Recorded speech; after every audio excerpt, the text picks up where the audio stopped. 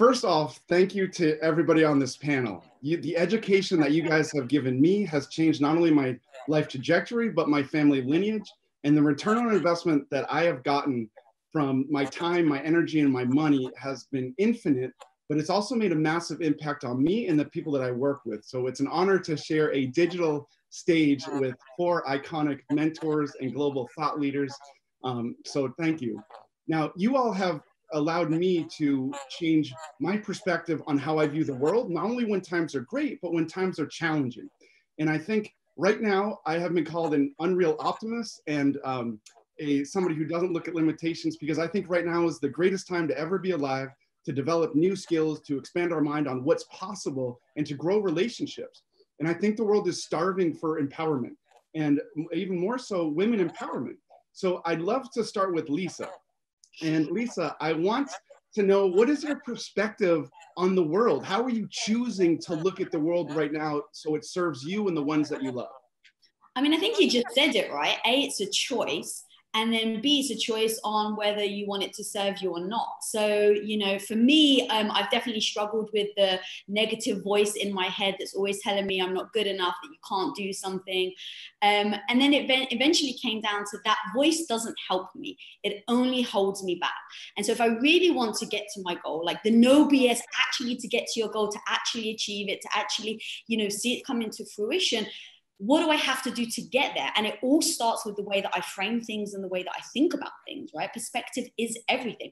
I can believe right now that the world is going to complete, utter crap, and, you know, like it's going to end and the world's never going to be the same. And I can take it from a fierce standpoint, or I can say, oh my God, it's never going to be the same. How can this be the most amazing thing possible? Because I've got a choice to look at both perspectives. And one's going to keep me where I am, and the other one's going to propel me and encourage me and push me to start thinking outside the box, to really experiment and see what is possible. I think freaking the thought that human potential is limitless is so exciting, even if it's false, right? Like, it's the thing that he says all the time, but it's so exciting to believe that that could be actually true. So I just always go back to that, like, what perspective is going to serve you, and then just reframe. And that's why I learned so much from you, Lisa, because the first thing you said, you led with vulnerability. And, you know, everybody, somebody that looks at the panel like this, it's like, oh man, they're way above, and they don't think negatively. I'm like, no, bullshit. They all do this to convert it. So, right, I think that's beautiful with leading with vulnerability. So I want to ask everybody that same question. Tom, how are you choosing to view the world right now? Yeah, so following Lisa is always a bad idea. It is that. So recognizing that it's a choice. So my obsession is getting people to understand they're having a biological experience. And for as much hype as this industry puts on spirituality and things like that, and I love that is part of the biological experience, is tapping into that awe and wonder, but to recognize that everything that you do and see and believe and taste, touch, all of it is happening through your brain, right? And so whether we actually live in a simulation or not, I think is irrelevant, because your brain is creating a simulation for you every day. Your brain is encased in total darkness, and yet you feel like you're seeing light. You feel like you're perceiving this world that's out there, but in reality, you're not. For all you know, the analogy of a brain in a vat is literal. It is literal. Your brain is in a vat. It just happens to be that you carry that vat around with you in your body, but you're interpreting this world through electrical, chemical stimulus, and that's it. And so for me, understanding the way that the brain works and understanding there's a region of the brain called the deep limbic system, its job isn't to tell you what's happening. Its job is to tell you how to feel about what's happening. And that different things will inflame your deep limbic system. And when your deep limbic system is inflamed, you're more likely to perceive something as negative. And that to me says, all right, there's biology going on here. What do I need to do to keep my deep limbic system from getting inflamed? And that is but one part. So one of my favorite quotes is, it doesn't matter what you look at, it matters what you see. And what you see is a choice. So being very careful to choose to see things that move you toward your goals, which I'll shorthand as empowering. But at the end of the day, it's either what you're believing and choosing to see and act upon move you towards your goals, or they move you away. And to me, that's how people should define everything in their lives. I love that. Thank you, Tom. And now I want to go to two global thought leaders that have taught me so much about perspective. And every morning when I wake up, I read a gratitude poem, but I'm grateful for the challenges first to be able to convert that. And Dave, when I met you, I went and I interviewed you and I asked you what your favorite word, and I've heard kindness and I've heard gratitude. But share with me how you're using gratitude, the best antioxidant on the planet. And then I want to go to John for the brain science of it. But you tell me how you're choosing to use the word gratitude in the world today. Yeah, I think there's a kaleidoscope of gratitude that includes productivity as one lens, accessibility is another lens, and then gratitude itself. So if you look at things within light, love, and lessons and everything, and taking off of what Tom said at an extraordinary level, bringing it down to where my brain works, we create outcomes or visions or goals. And if we know that we control our mindset, our feelings, what we say, what we hear, and what we do, if we detach those four things from the outcome and learn to enjoy the consistent, persistent pursuit of that outcome instead, then it changes the entire truly quagmire of gratitude, productivity, accessibility. Productivity is you will feel good when you're producing things, meaning giving value.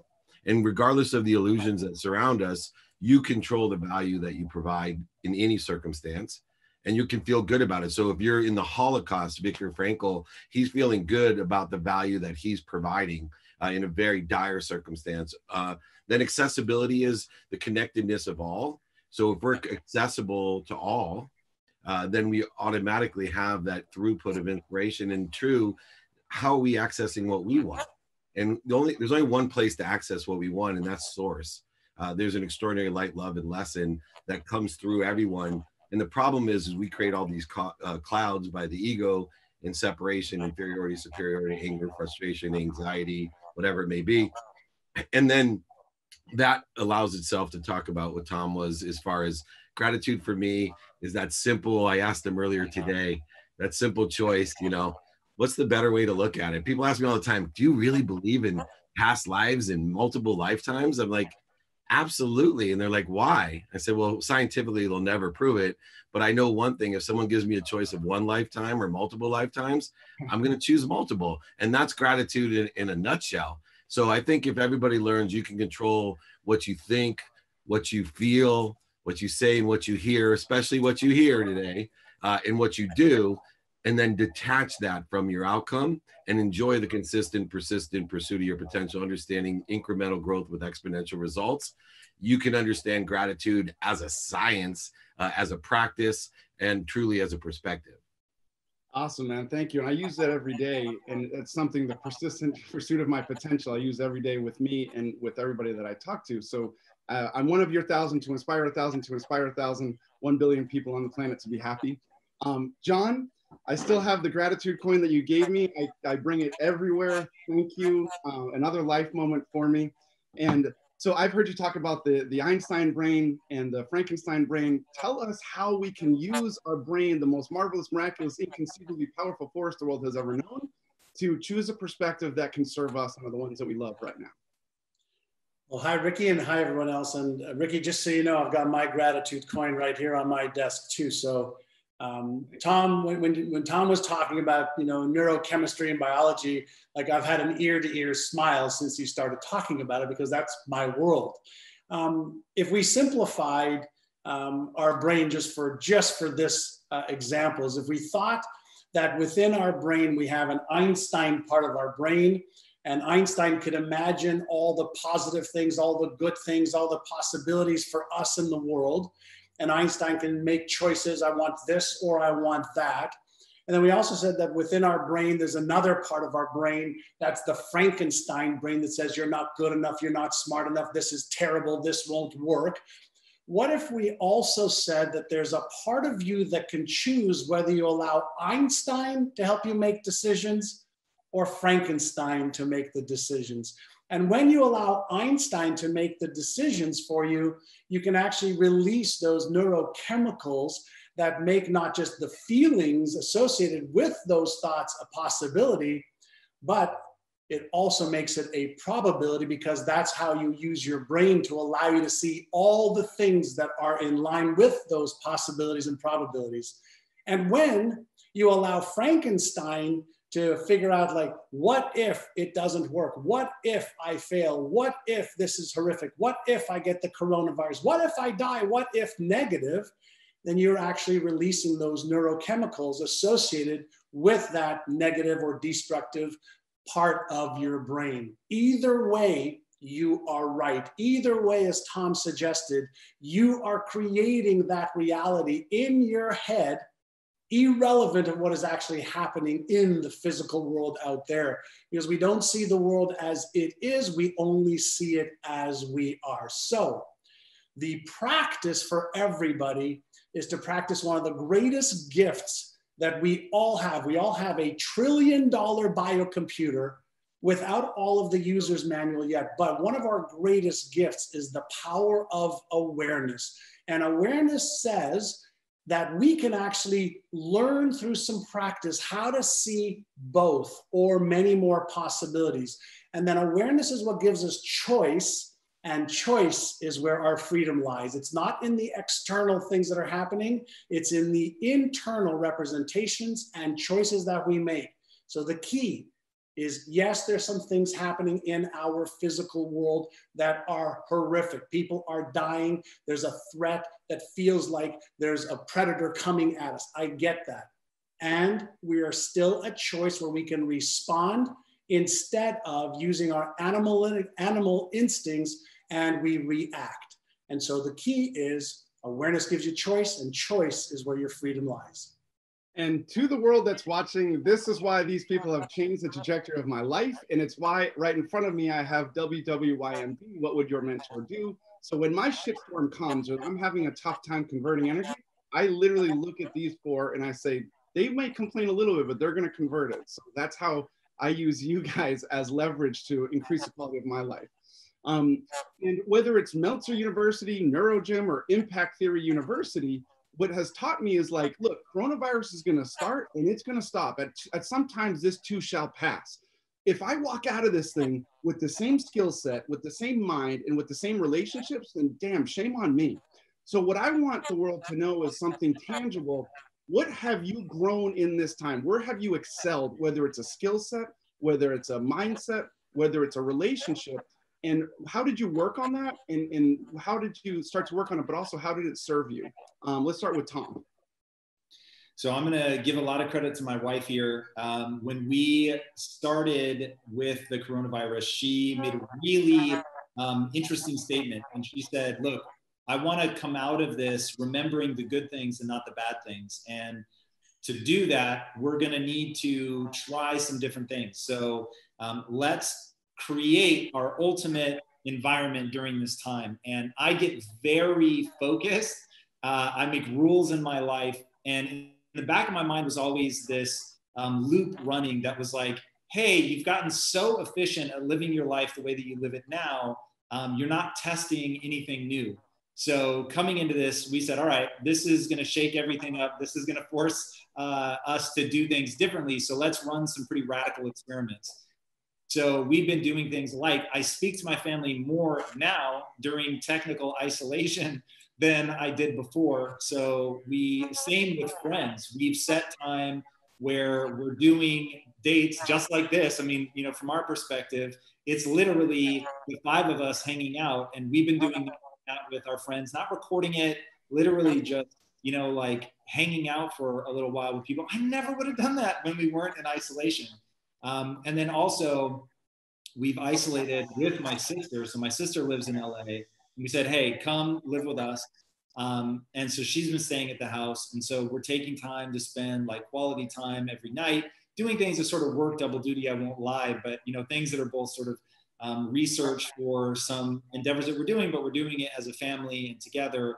And so it's created this totally different texture and become a social experiment on our side of rethinking how we spend our time, sort of re-optimizing, making sure that we're pushing our business forward and all of that, but trying out different things. It's really been incredible and a powerful reminder that you can get deeply efficient But if you don't challenge assumptions and test new things, you're going to forever be in that same rut, getting the same outcome. And so taking some amount of your time, 10%, 20%, it doesn't have to be a lot, and running new experiments, I think has really been beneficial. Awesome. I love that. Look, so whenever you guys say anything, I'm looking for takeaways, and just the simplicity of trying new things. What a great time to try new things. So Lisa, with the Wonder Woman figurines behind you and your women power, what is something that you are trying something new, or what new skill set, mindset, or relationship have you expanded during this time? Yes, I'm going to kind of piggyback off him. Obviously, having Women of Impact, where I get to interview just incredible women. The thing that comes up all the freaking time is their story. The story they were told as a child, the story they held on to about who they were. Same with myself. I had extremely low self-esteem. The story I told myself was I was very creative and art wasn't a respected profession. And because I wasn't great at math, the story I told myself was that I wasn't smart. And so as we started going into quarantine, it hit me hard. I was like, this is a story that all of us, every single one of us is going to leave with, right? In 5, in 10 years, in 15, in 20 years, we're all going to have a story looking back. So the question is, what do you want that story to be? And to me, I was like, I want that story to be of utter fun, of utter celebration, of exploration of my own self-esteem, my own skill sets, my own confidence. What are the things that have really knocked me that I didn't realize would knock me, that I thought I was really good at? Okay, this is an amazing opportunity to reassess that, to work on those skills. The same with him. I mean, he literally, when the moment he wakes up to the moment he goes to bed, he is working. And so in this quarantine, it's like to be able to have a story of, oh my God, we had like a slumber party every single night for an hour, which we never normally have. So I'm actively working on what is that story and how do I make sure on a daily basis I'm confirming that story so that in the future I look back and it feels very real to me. So that's actually something I'm consciously doing every single day. A coronavirus women power story. Like, what is your story, right? And Dave, man, Dave, I love Dave because he tells me what I need to hear, not what I want to hear. Dave ain't afraid to tell me and to rip me, which I love. And he's made me so much better. So Dave, what's one challenge that you've gone through or that you've been able to develop either a skill set or a mindset or relationship during this time that you don't think may have happened during this time if it weren't for coronavirus? Well, without a doubt, it's my own kids. I have 3 teenage daughters, 2 home from college, and I sit there every night. I actually started doing some content on it, which just took off, which is hilarious. But, you know, for me, I came into it thinking I'm going to practice ending fear with compressed time and uncertainty and accelerated change. The faster, you know, I lived in years of fear. The story I told myself is, you know, I'm not enough, and I was poor, and it took me years. I lived in fear, which I didn't understand the difference between motivation and inspiration. Motivated me all the time, but I lived such a corroded, energetic life of just living in motivation, no inspiration.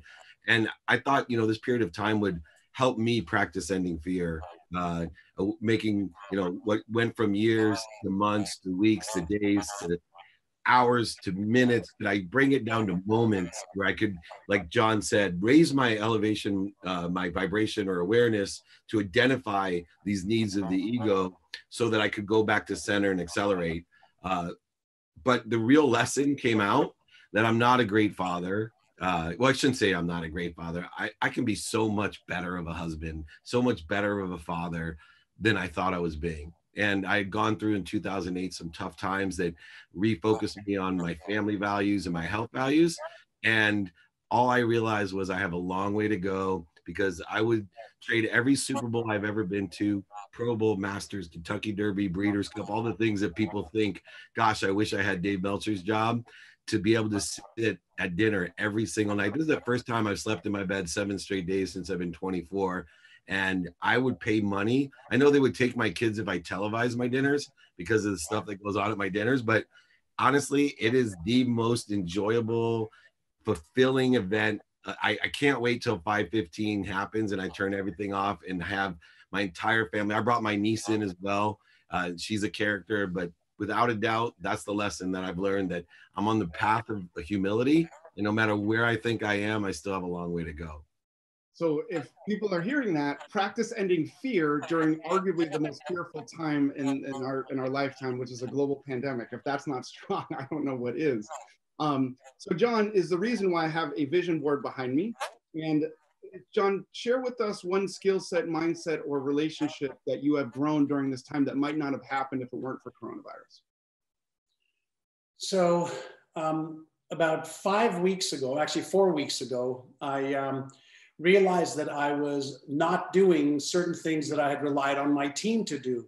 So for example, setting up my technology to do videos, ads. I've got a team that's been doing a lot of those things. And in line with what Lisa was saying before, I was telling myself a story that I can't do an event because I don't have my team. I can't do ads because I don't have a camera set up and I don't know how to use technology. I can't use Zoom or Skype or anything else because I'm technologically challenged. And so I wrote down, took a sheet of paper, wrote down, because of coronavirus, I can't. And I just started out filling out all these things that I'm saying I can't. And I realized that these limiting beliefs of mine were really holding me back. And so, for example, this past Saturday, I filmed 24 little videos because I figured out with my team how to set up my camera and teleprompter in front of my office here.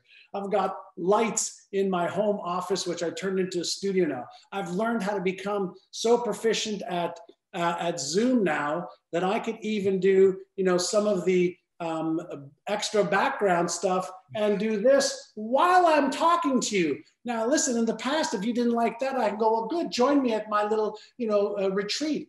I had a hard time before sending out emails on my own, let alone doing any of these, little technological stuff.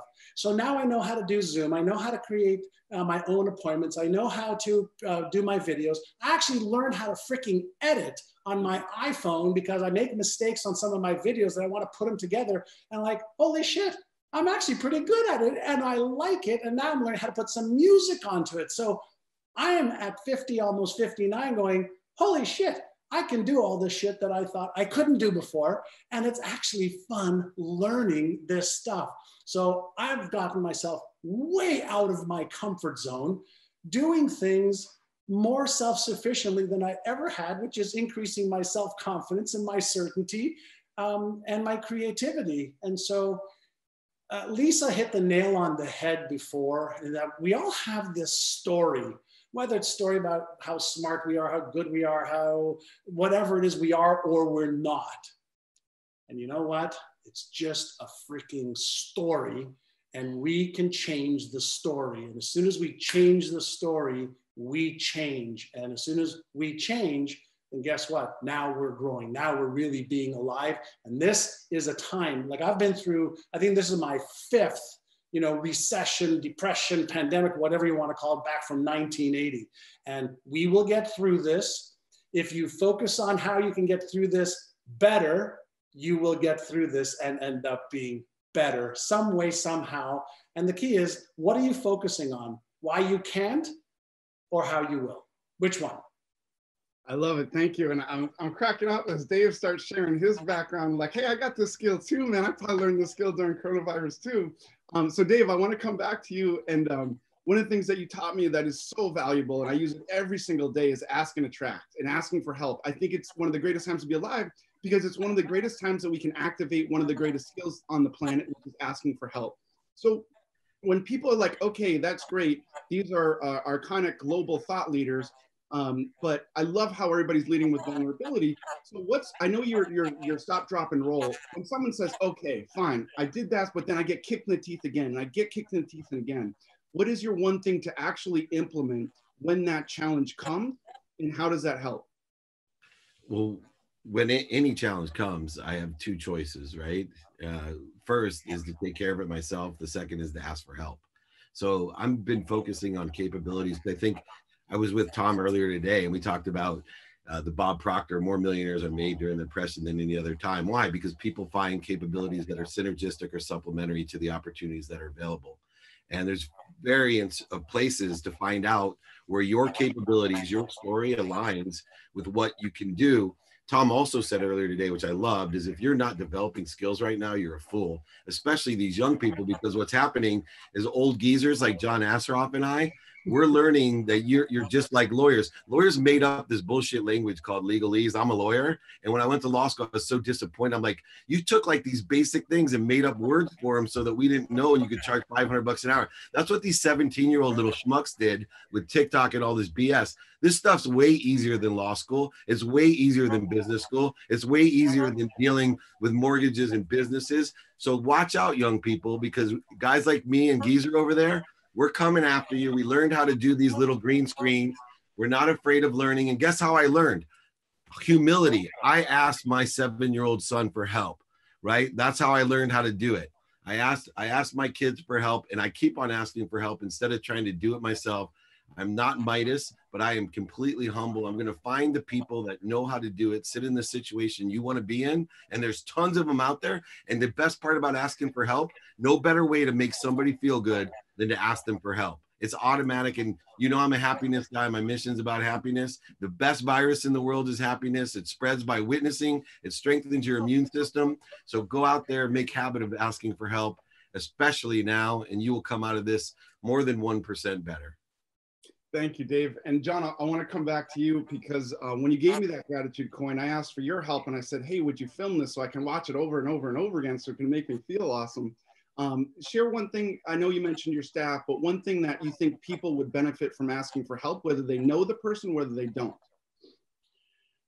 I mean, listen, when we're at home, in many cases, you know, alone or with our significant others, family and friends, and we're having our own mental or emotional struggles around how to navigate through this, I think it's perfectly a great thing to do right now to share how you're feeling and to say, hey, I just want you to know how I'm feeling, and is there anything you can do to guide me? One of the things I learned many, many years ago is we all do really need each other. We all really are connected. If you don't believe that, just think about why you're staying home if you don't think you're connected. We all need each other. And when we share our most vulnerable emotions in a safe environment, then it actually will elevate who we believe we are, and it will elevate the other person who wants to help. There isn't a human being that I have met in the world yet that when you ask them, do you enjoy helping other people? Almost every single person I've asked, without exception, said, yeah, I actually love it. And so when we are vulnerable and we say, hey, I need some help, what you're going to find is you will find so much help that lift you up when you need it. And if we lift each other up as we climb, we lift each other up as we climb, as we figure it out, lift somebody up and help them figure it out, and they will lift you up as they figure it out.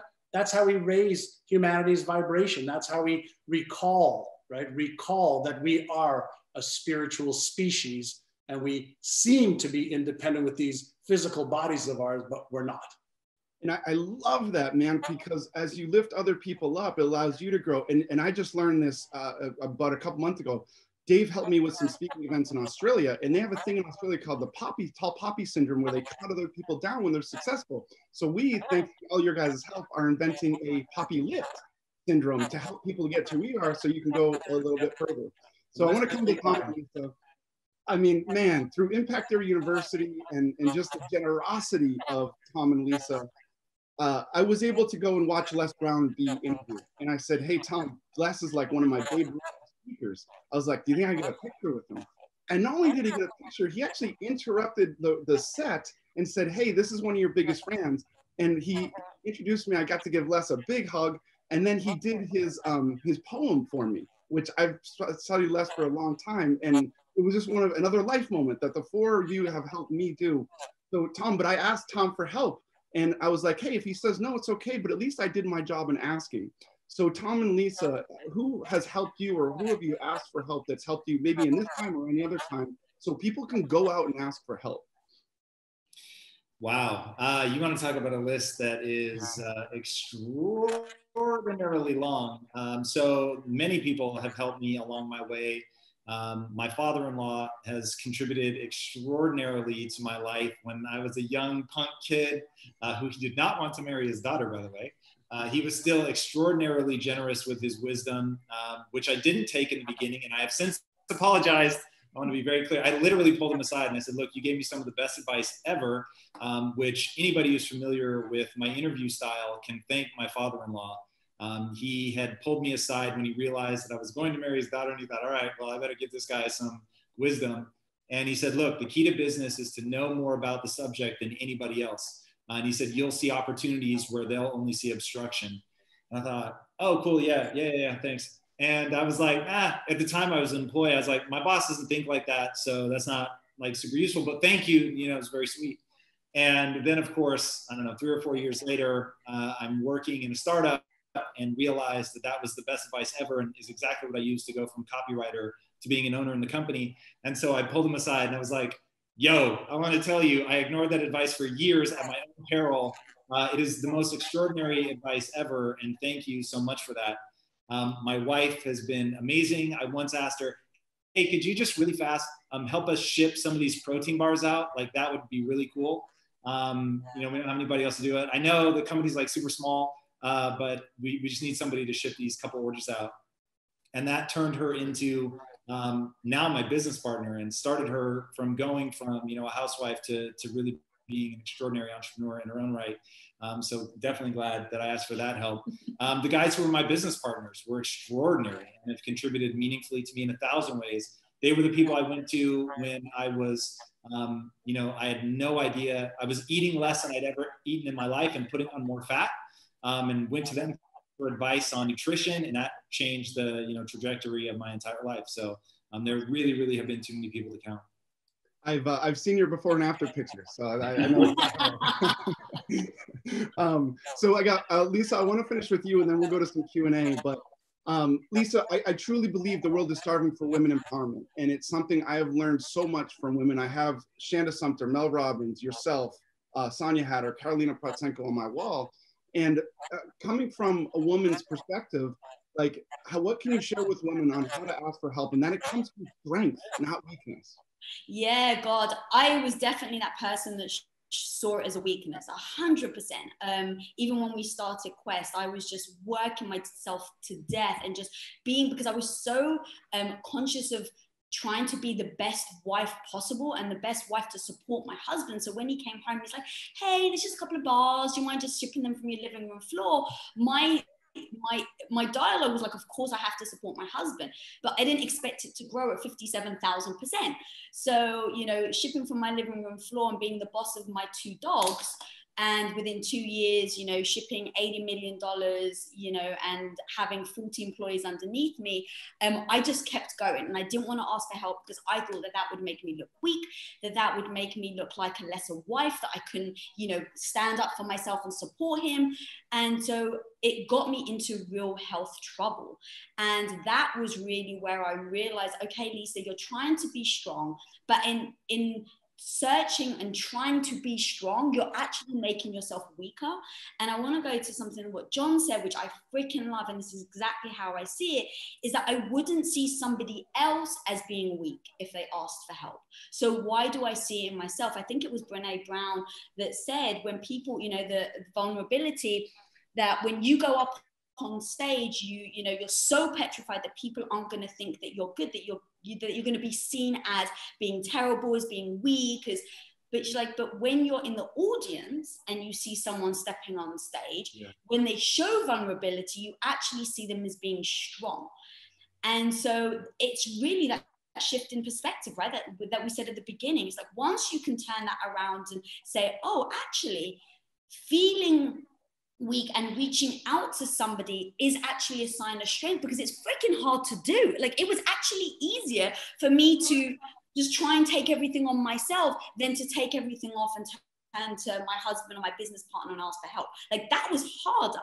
So yeah, I think that we need to shift our perspective as women and just say it can be a sign of absolute strength to admit when you don't know something, to admit when you can't do something, and then grow from it, right? I'm not going to then stay in that same place. I'm going to ask for help, see how someone else is doing it, and then grow myself. And that to me is like the biggest sign of strength.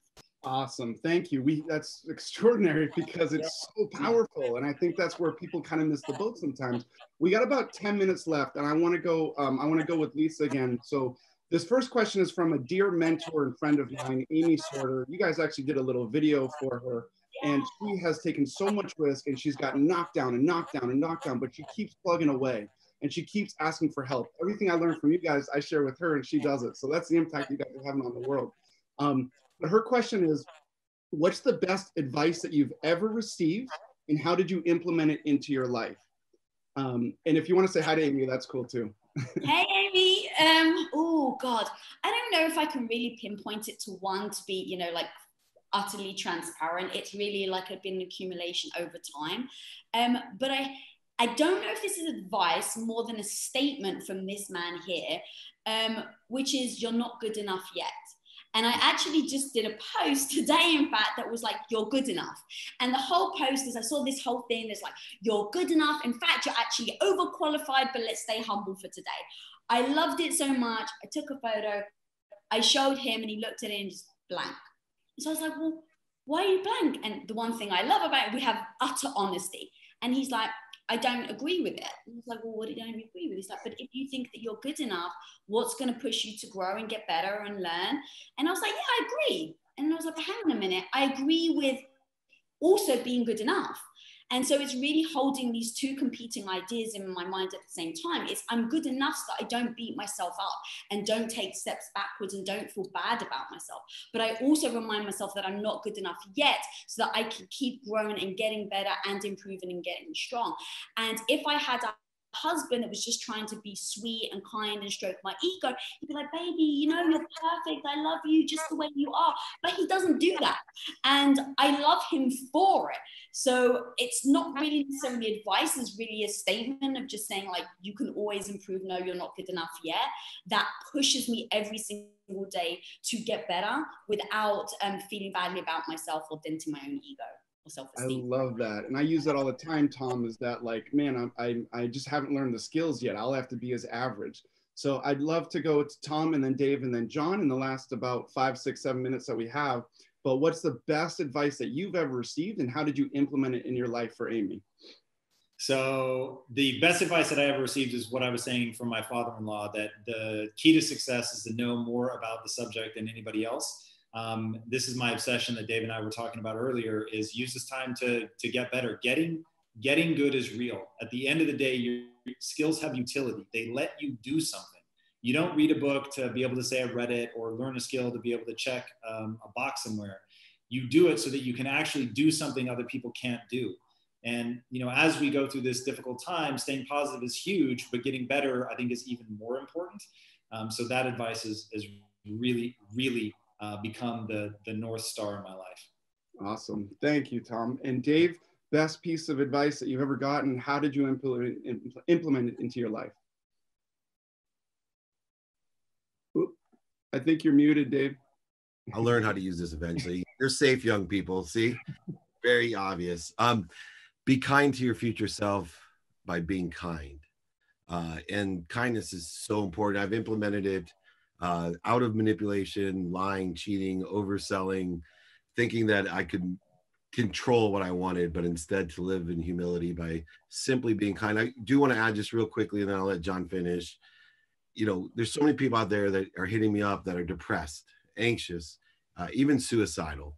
And I only have one piece of advice for them. You can't tell someone that's depressed, anxious, and suicidal, just look at the glass half full, right? There's people like all of us that were born with the quantum gene of happiness. We're going to be happy no matter what. It makes us accelerate what we're doing, just like LeBron James can play basketball at a higher level than I ever can. But what you can do if you're anxious, depressed, fearful, even suicidal, is before you lose all hope, go do something kind for someone else. Simply, that's all. It's the only secret sauce that I have in life. No matter what position I am, whatever level I think I'm at emotionally, is the go-to.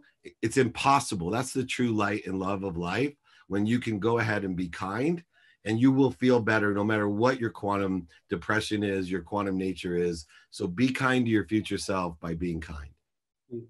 Awesome. And John, best piece of advice. Thank you guys so much. I'm just like, I'm antsy with joy right now. But John, take us home. And then I got one last thing before we close up. But best piece of advice that you've ever received, and how did you implement it into your life, from Amy Sorter? So one of the best pieces came from my first mentor 40 years ago when I was 19 years old. I was getting in trouble with the law. I had left school at grade 11, just an absolute mess in my life. And he asked me to write down some of the goals that I had for my life, for health goals and wealth goals, and relationship, career, charity, etc. And then he asked me a question that one answer changed the trajectory of my life. And he asked me this question. He said, every one of those goals that you want to achieve, it was a statement first. He says, those are all achievable. We know the how to achieve them.